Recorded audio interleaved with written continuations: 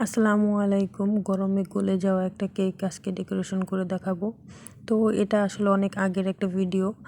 কেকটা ছিল 2 পাউন্ডের চকলেট ফ্লেভারের। এখানে আমি কেকটাকে সুন্দর করে ফিনিশিং করে তারপর উপরে চকলেট গানাশ দিয়ে দিচ্ছি। আর গরমের কারণে কেকটা কিন্তু আস্তে আস্তে গলতে থাকে। যদিও নরমালে রেখেছিলাম কিন্তু কাজ হয়নি, এত পরিমাণে গরম ছিল যা বলার বাইরে। তো তারপর এখানে আমি 2D নজেল দিয়ে কেকের উপরে একটা ডিজাইন করে নিব।